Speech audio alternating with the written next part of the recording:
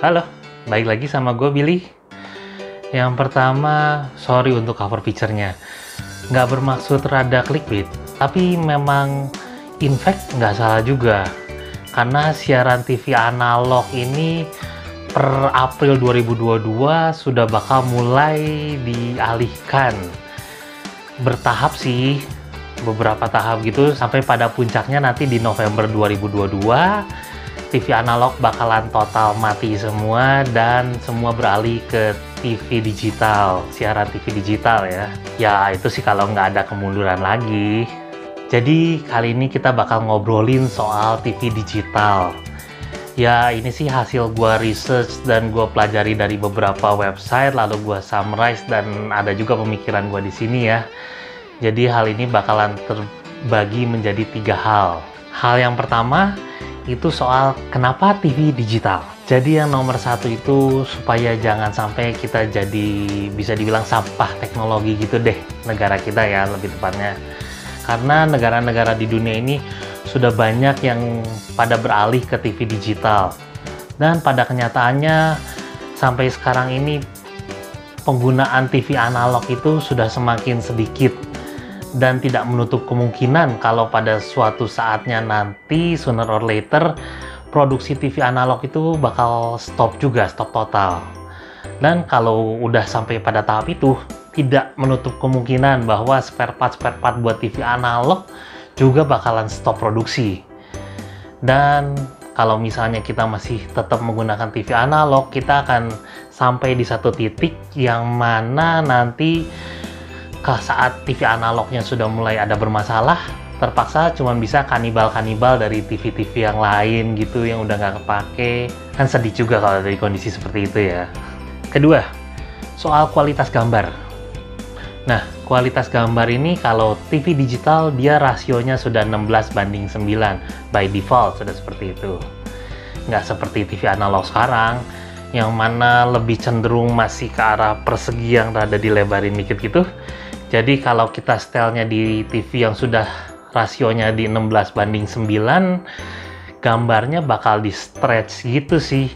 Dan ya lo orang tau lah kualitas gambar yang di stretch jadi seperti apa. Misalnya orang-orangnya jadi rada-rada gemuk dikit gitu.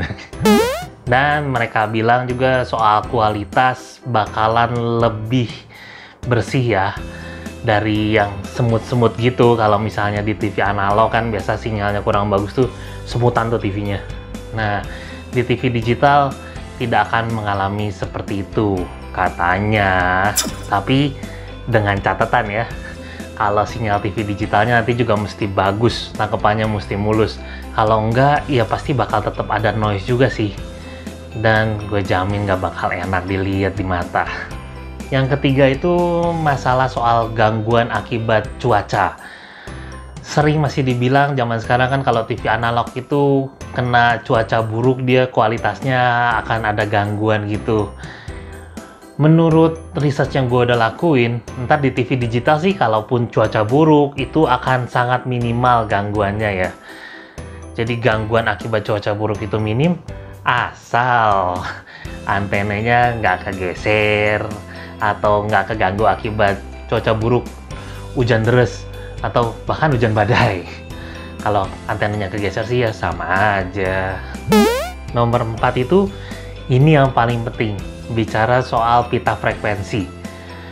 Karena bisa dibilang pita frekuensi radio itu kalau kita pikir dia unlimited, enggak juga. Ternyata ada batasnya dan sekarang ini kondisinya sudah semakin menipis yang available. Dan kalau dilihat kondisi saat ini juga kebutuhan untuk internet connection semakin besar juga.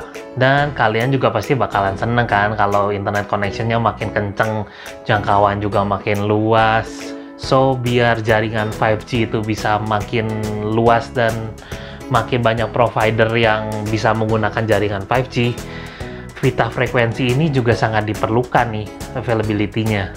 Nah yang jadi masalah itu satu signal untuk TV analog itu bisa makan sekitar 6-8 pita frekuensi. Kalau untuk siaran TV digital, satu siaran TV digital itu cuma makan 1 pita frekuensi aja. Jadi bisa dibayangkan dong ya, nanti pas November nanti saat TV analog udah dimatiin gitu, bakalan berapa banyak pita frekuensi yang jadi available karena siarannya sudah pada pindah ke digital semua.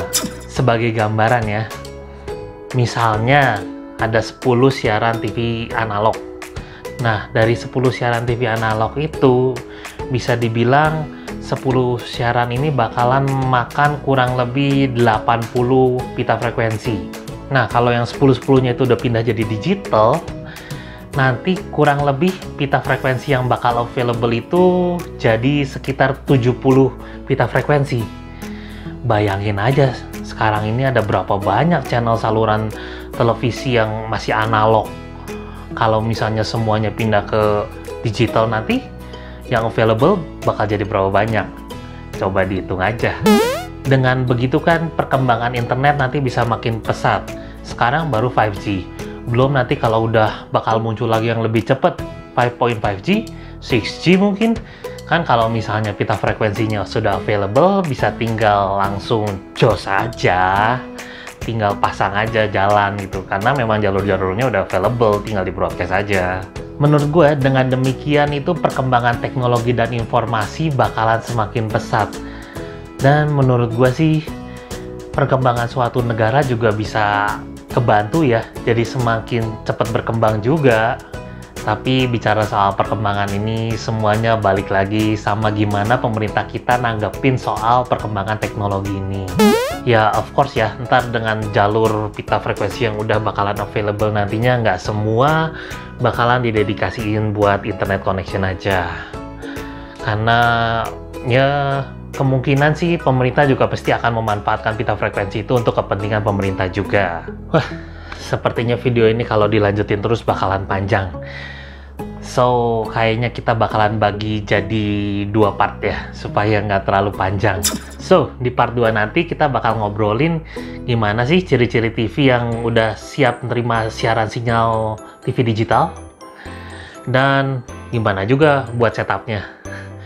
To be continue ya ke part 2. Sampai ketemu. Bye-bye. Ciao.